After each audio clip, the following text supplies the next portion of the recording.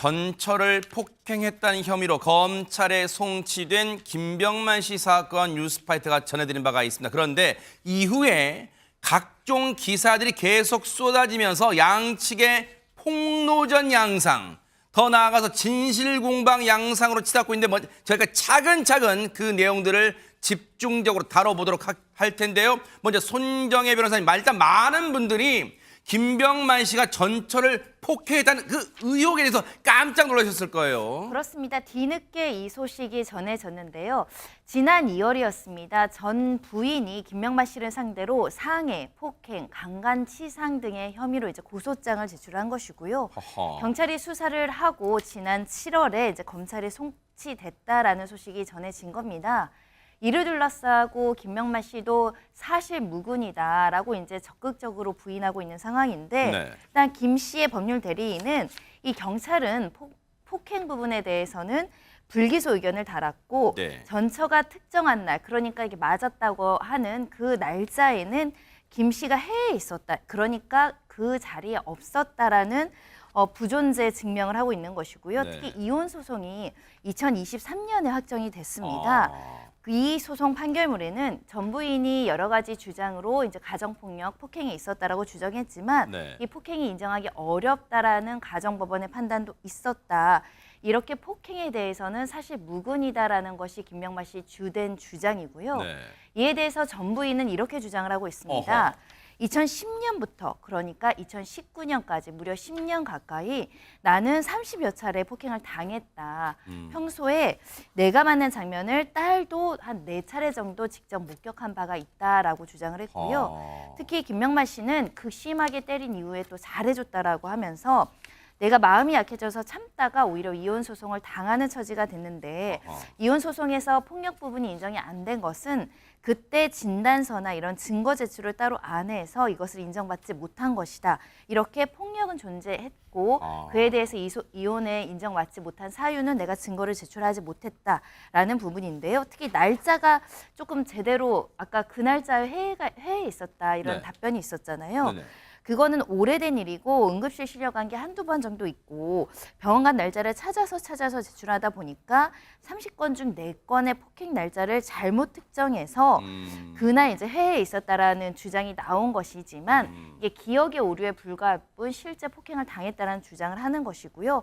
그런 만큼 지금 양쪽에서 하나의 사실관계를 두고 굉장히 다른 주장을 하고 있는 상황입니다. 지금 이게 김병만 씨 전처가 제공한 사진입니다. 바로 이제 온몸에 몸 곳곳에 있는 멍자국, 이게 바로 당시 김병만 씨로부터 이 폭행을 당했다는 증거라면서 온몸에 멍자국, 퍼렇게 든 멍자국이 든 사진을 폭행당했다는 그 증거로 뒷받침용으로 이 언론에 제공하고 있는데, 앞서 말씀드린 것처럼 딸아이가 보는 앞에서, 딸이 보는 앞에서도 30여 차례 폭행 중에 딸이 보는 앞에서도 4차례 정도 폭행을 한 적이 있다, 이렇게 하면서 얘기를 했지만 김병만 씨는 사실관계가 맞지 않다. 당시 그 날짜에 자신은 해외 촬영차 해외에 있었다, 이렇게 맞받아치니까 이 부분에 대해서 전처부는 날짜 기억이 조금 잘못됐을 뿐 폭행을 상습적으로 당한 건 맞다, 이렇게 줄곧 주장하고 있는데요. 저희 뉴스파이터 제작진이 이 전처분과 김병만 씨의 전처분과 직접 통화를 해서 이러저러한 이유, 주장의 이유를 들어봤습니다. 한번 들어보시고 이어가 보도록 하겠습니다. 정신없이 한 30, 20, 30을 때려요. 넘어지면 발로 축구공 차듯이 수십 대, 정말 20, 30대를 제가 119에 막 신고해가지고 막 살려달라고, 그러니까 그게 그렇게 극심하게 때려요. 10살부터 해서 중학생 때까지 이렇게 본 거죠. 제가 폭행을 당하는데 애가 자다 깬 거예요. 와서 문을 열고 무슨 일이에요 하는데 내가 이게 책상 밑에 엎드려서 이렇게 안 맞으려고 들어가서 있으니까 애가 와서 덮쳤어요. 저를 못 때리게. 지금 이 내용, 물론 이제 지금은 김병만 씨 전처의 주장이라고 일단 해둘게요. 이게 사실관계가 맞는지는 다툼의 여지가 있으니까요. 그런데 하재근 평론가님, 예. 일단은 전 부인, 김병만 씨 전 아내분의 얘기를 들어보면 자신이 폭행을 당했고, 뭐 한 번 폭행의 수준이 한 번 폭행을 당하면 그 수십 분에 걸쳐서 폭행을 당했고, 지금 들으신 것처럼 당시에 딸이 10살 때부터 중학교 때까지 폭행이 이어졌는데 그 기간이 지금 자기가 폭행당하는 장면을 딸이 보고 몸이 딸아이가 와서 자신이 맞지 않도록 막아주기도 했다. 이런 말까지 지금 하고 있어요. 이게 기억에 의한 얘기라면 상당히 그 상황을 구체적으로 얘기를 하고 있다. 이런 생각이 듭니다. 예, 지금 매우 구체적으로 이야기를 하면서 내 딸이 증인이다 한마디로 그렇게 네. 이제 이야기를 하는 셈이거든요. 그렇다 보니까 이제 김병만 씨 전 부인의 딸, 그러니까 김병만 씨가 입양한 딸이죠. 네. 그 입양한 딸이 2022년 3월달에 그 사건과 관련해서 법원에 네. 사실 확인서를 제출했거든요. 어허. 근데 거기에 담겨 있다고 지금 알려진 내용이 어떤 내용이 알려졌냐면 네. 키가 작으셔서 키 큰 나를 항상 자랑스러워하셨다. 내게 최선을 다해 주셨고 자상하셨다. 나를 이만큼 잘 키워주신 김병만 아버지는 영원히 잊을 수 없는 참으로 고마우신 분이다. 이런 내용이 담겨졌다고 알려졌습니다. 네. 근데 보세요. 지금 2022년 3월에 법원에 사실 확인서를 제출했다. 근데 앞서 우리 손정혜 변호사님이 쭉 설명한 거 보면 두 사람의 이혼은 2023년에 이루어졌어요. 그러니까 아마 이혼 과정에서 이제 법원이 이 이른바 어떤 참고인이나 그런 진술 차원에서 김병만 씨의 입양 딸, 그 딸의 진술, 사실 확인서를 이제 들은 것 같아요. 그런데 그 진술에 보니까 최진정 변호사님, 2022년 3월이면 김병만 씨의 전 부인의 주장에 따르면 폭행은 이 딸이 10살 때부터 중학교 때까지 이루어졌다. 그런데 보세요. 언론 보도에 의하면 이 딸은 올해 성년이 됐다고 했어요. 그러면 2022년 정도면 성년에서 약간 한 2살 정도 어린, 그러니까 그래도 이 뭔가 기억을 또렷이 할 수 있는 그런 나이잖아요. 그런데 그 사실 확인서에는 일체의 폭행 관련 얘기는 없고, 들으신 것처럼 키가 작으셔서 김병만 씨 얘기하는 것 같아요. 키 큰 나를 항상 자랑스러워하셨다. 김병만 씨가 아빠인. 그리고 내게 최선을 다해 주셨고 자상하셨다. 나를 이만큼 잘 키워주신 김병만 아버지는 영원히 잊을 수 없는 참으로 고마우신 분이다. 전처분이 주장하는 내용과, 왜냐하면 이 내용대로라면, 전처분의 주장대로라면 이 딸이 기억하는 김병만 씨도 우리 아빠 너무 생각만 해도 몸서리가 쳐져요. 뭐 예를 들어 그런 표현이 나와야 되는 거 아니에요? 어떻습니까? 그렇습니다. 저는 법조인이다 보니까 형법적인 측면 또 이혼의 가사소송 측면에서 제가 실무를 좀 말씀드리고 싶은데요. 지금 그 전처께서 얘기하시는 것은 본인 폭행이 2010년부터 19년까지라고 합니다. 그런데 단순 폭행 같은 경우에는 공소시효가 5년이고 상해 같은 경우에도 7년입니다. 네. 그렇다 보면은 지금 2010년부터 19년이라고 하면은 2019년부터 벌써 지금 올해가 2024년이니까 네. 사실상 단순 폭행이었다고 하면은 형사적으로 처벌할 수 있는 방법이 사실은 없습니다. 공소시효가 다 지나버린 것이죠. 네. 그리고 현실적으로 지금 그 이혼 소송 같은 경우에도 저도 이혼 소송을 여러 개 합니다만 네.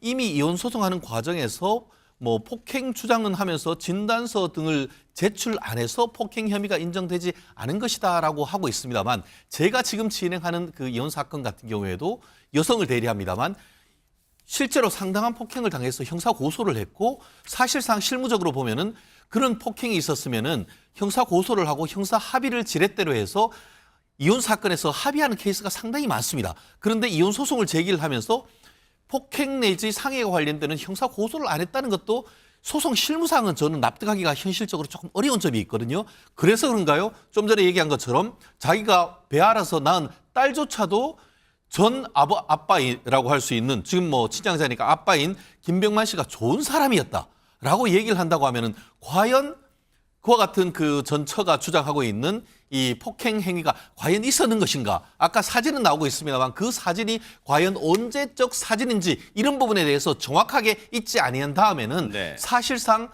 얼마나 입증을 해서 상해 내지 폭행죄로 김병만 씨에 대한 형사처벌이 있을지는 상당히 의문이 아닐 수가 없는 것 같습니다.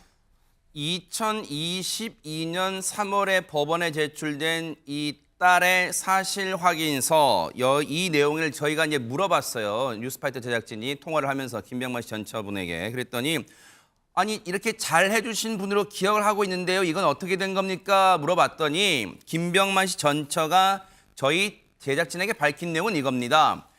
아이에게 잘한 부분은 인정한다. 아이한테는 자상했나 봐요. 딸한테는. 그건 고마웠다. 이렇게 얘기를 하고 있습니다. 그러면서 김병만 씨가 이혼 소송 후 파양 소송을 제기했답니다. 파양 소송. 그러니까 입양 관계를 끊겠다는 거잖아요.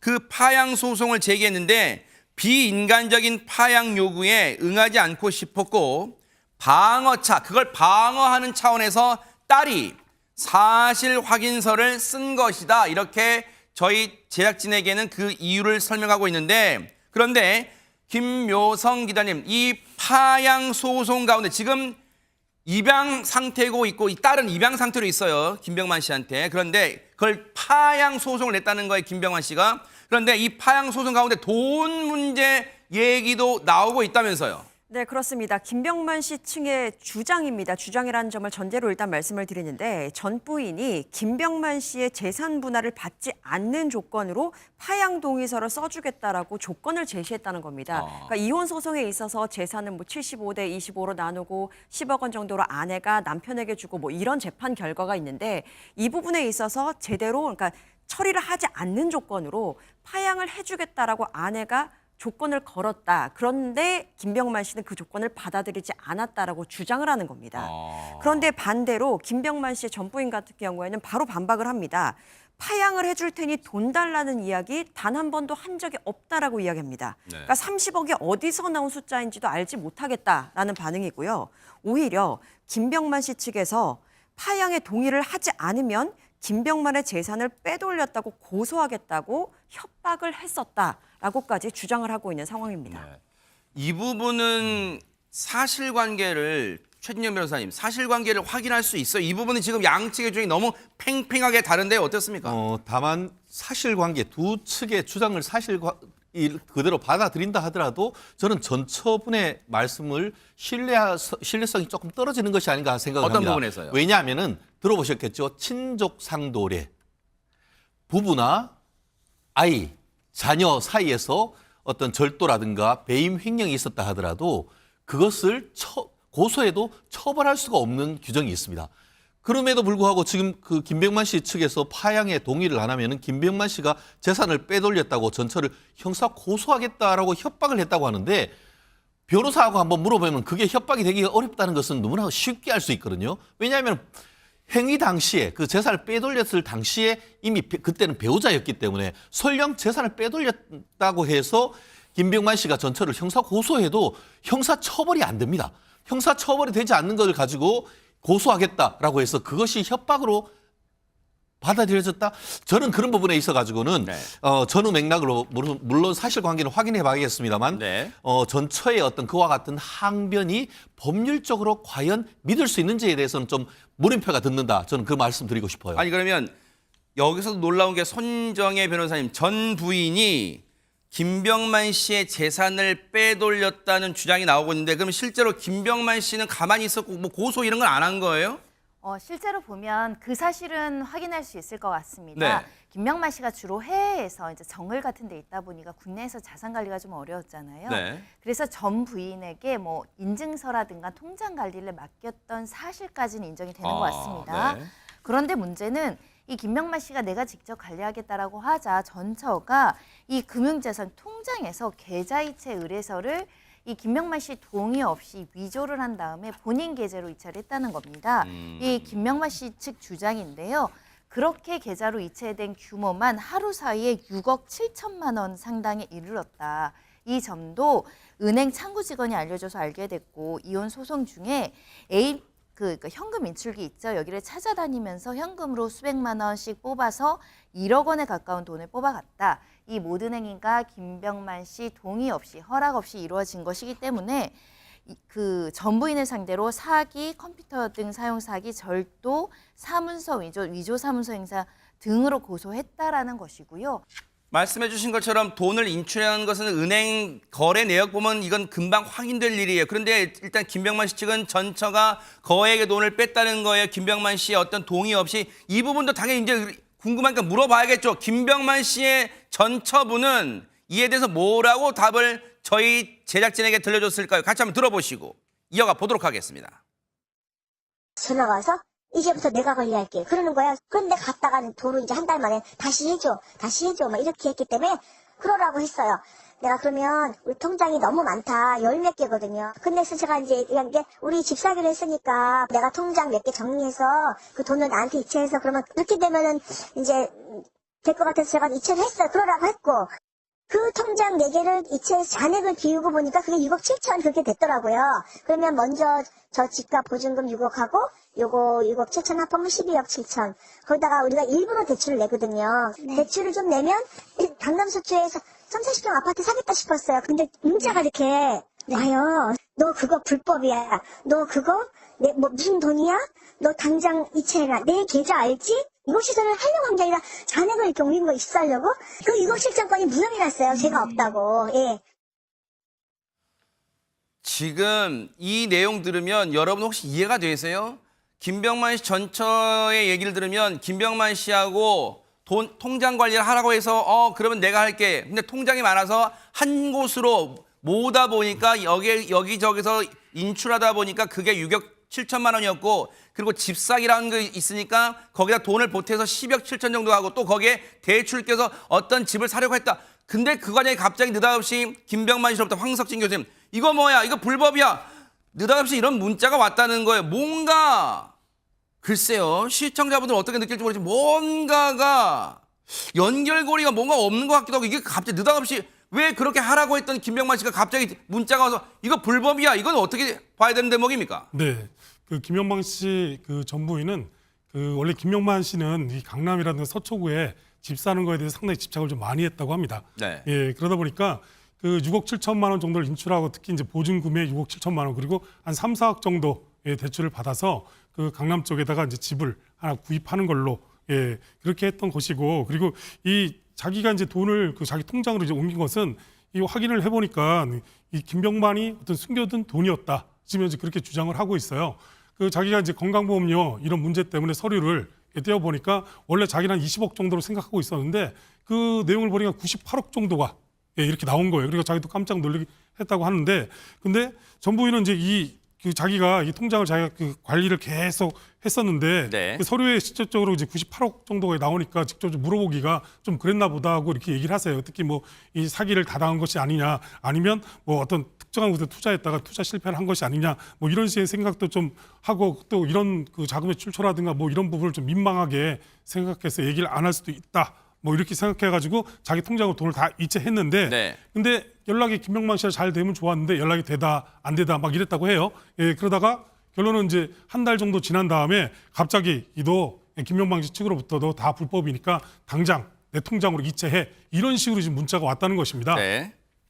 지금 보세요. 앞서 그 주장에 대한 김병만 씨 측 법률 대리인을 통한 그 맞대응 그래픽 좀 보여주세요. 그거 보면 사실 김병만 씨가 강남에 내 집 마련하는 게 소원인 사람이라는 것은 김병만 씨 주장은 아니에요. 김병만 씨 전 부인 측 주장입니다. 지금은 김병만 씨가 그런 사람인지는 저희가 알 길은 없죠. 근데 김병만 씨 전 부인은 김병만 씨가 평소에 강남에 내 집을 마련하는 게 소원이었던 사람이라는 거예요. 그래서 보증금 6억 7천만 원 정도에 거기에 3, 4억 정도 대출을 받아서 강남에 집을 사려고 했다. 지금 이게 주장인데 김병만 씨 전 부인의 여기에 대해서 김병만 씨 측은 전혀 사실이 아니라고 이것부터 사실관계가 전혀 달라요. 서로 다른 말을 하고 있는 거예요. 근데 골치가 아픈 대목은 이뿐만이 아니에요. 지금 보세요. 폭행 사건, 상습 폭행 의혹, 그다음에 뭔가 돈을 일부러 빼돌리려고 했다는 의혹, 그리고 하나 더 있어요. 김묘성 기자님, 생명보험 김병만 씨 본인도 모르게 여러 개의 생명보험이 가입됐다는 이 주장, 이 대목 좀 차근차근 설명해 주세요. 네, 그렇습니다. 김병만 씨의 소속사가 지난 12일에 이와 같은 입장을 냅니다. 전처가 이미 생명보험을 수십 개 들어놓은 사실을 이혼 소송 중에 김병만 씨가 알게 되면서 큰 충격에 빠졌다라고 이야기를 합니다. 그리고 김병만 씨의 법률 대리인 또한 마찬가지입니다. 전 부인이 김병만 씨의 명의로 가입한 보험이 24개나 되고 대부분이 사망보험이었다라고 이야기를 합니다. 이혼 소송 전까지는 몰랐다면서 이 소속사의 입장과 결을 같이 하고요. 네. 유튜브 프로그램에 나와서 이야기를 했습니다. 근데 이 같은 사실이 알려지니까 많은 사람들이 생명보험 가입하면 여러 가지 사건 사고를 접하면서 괜히 오싹한 느낌도 들잖아요. 과연 아내의 의도가 무엇인지, 이게 본인 명의로 하는데 본인이 아닌 다른 사람이 하는 것이 가능한지, 여러 가지 의도에 대해서 또 억측이 나오면서 네. 논란이 일기도 했습니다. 생명보험을 김병만 씨 전 부인이 수십 개를 24개를 들었는데 보세요. 대부분이 사망보험이라는 거예요. 그러면 우리가 물론 이제 우리가 추정하는 거예요. 사망보험은 뭐예요? 김병만 씨를 이제 피보험자로 생명보험을 든 거잖아요. 사망보험. 그러면 사망한 당사자한테는 돈이 필요가 없잖아요. 그러면 대부분 상식적으로 그 수익자는 누구로 해놓겠어요? 가족들로 해놓을 거 아니에요. 그래서 그 생명보험이 수십 개나 들어있는 게 그걸 깜짝 놀랐다는 걸 나중에 알고 나서 그러면 이에 대해서도 얘기를 들어봐야겠죠. 관련해서 김병만 씨 전 부인은 뭐라고 얘기를 하고 있을까요? 같이 한번 들어보시고 이어가 보도록 하겠습니다. 기본 따지면 우리가 종신도 있고 주택 화재 보험도 있고 자동차 보험 실손 그게 만나서 9, 10개 그럼 양쪽이 그냥 20개 가까이 돼요. 그게 기본이었고요. 사망보장보험이라고 말하는 생명 진짜 그 종신이 한 1, 2억밖에 없더라고요. 자기가. 그래서 이거는 조금 좀 모자르다 싶었던 차에 김병만 씨는 달인으로 잘 나가는데 최소 10억에서 20억은 들어야 돼. 그러시더라고요. 사망보장을 1억씩 4개를 들었어요. 4개예요. 이게 다예요. 제가 계약자로 한다 하고 다 동의 받고 다 운영을 할게 해서 달인할 때 방송국으로 와서 설명을 다 하고 서로 웃으면서 차도 한잔하면서 다 사인을 받았어요. 계약자로 본인을 한다 하고 동의를 받고 이건 자신이 운영을 할게 해서 아마 이제 그 모 방송 프로그램 달인이 들어가는 그 글자가 들어간 프로그램 하면서 방송국으로 와서 아마 설명을 다 했다는 거예요. 서로 웃으면서 차 한잔 했다는 얘기는 아마 최진영 변호사님, 김병만 씨 이제 본인을 얘기하는 거죠. 김병만 씨와 서로 웃으면서 차도 한잔 하면서 이거 내가 다 보험 들고 관리는 내가 할게. 그러니까 서로 웃으면서 뭐 그렇게 해라고 웃으면서 얘기를 했다는 게 김병만 씨 전 아내분의 얘기예요. 그렇다면 이거는 김병만 씨가 모를 리가 없다. 지금 그 얘기를 하고 싶은가 봐요. 아마 미루어 짐작한데 몇 개, 한두 개는 그랬을 가능성도 없진 않습니다. 그렇지만 우리가 그 타인을 그 피보험자로 하는 생명보험 같은 경우에는 그 보험 대상자, 어떻게 보면 피보험자라고 하죠. 그 사람에 대한 자서가 보통 있어야 됩니다. 그렇지 않으면 보험 계약이 무효인 케이스가 많습니다. 네. 그렇기 때문에 이 사안은 아주 간단합니다. 실제 계약을 체결함에 있어서 이 보험 계약서에 과연 김병만 씨의 실질적인 자서, 서명 날인이 있는지 여부만 확인하면 되는 겁니다. 지금 그 명확한 것은 이혼 과정에서 양쪽의 재산 내역을 다 확인하는 과정에서 김병만 씨가 내가 들지도 않은 보험 계약이 20개가 있네. 그리고 그중에서 상당수가 생명보험이네. 이러면서 깜짝 놀랐다는 거 아니겠습니까? 그렇기 때문에 그렇다고 하면 지금 김병만 씨 같은 경우에는 그 계약서, 그 보험회사의 계약서 원본 봅시다. 라고 해서 거기에 본인 서명이 되어 있지 않다고 하면은 그 말씀은 그렇게 된다고 하면은 김병만 씨 말이 맞는 것이죠. 그렇지 않고 모든 게 알고 봤더니만 네. 이 부인이 서명한 것으로 되어 있다. 그렇게 된다고 하면은 이것은 상당 부분 문제가 생기는 것이고 네. 그 과정에서 어떻게 보면 보험 어떻게 보면은 그 추천하고 했던 그런 사람들 같은 경우에도 보험료에 이게 어떻게 보면 눈이 멀어가지고 규정을 위반했다는 그런 문제도 있을 수 있는데 지금 그 김병만 씨의 법적 대리에 따르면은 그 보험 계약 과정에서의 문제가 있기 때문에 보험 가입자 같은 경우에도 지금 징계 절차를 따르고 있다. 그런 지금 얘기를 하고 있는 것 같습니다.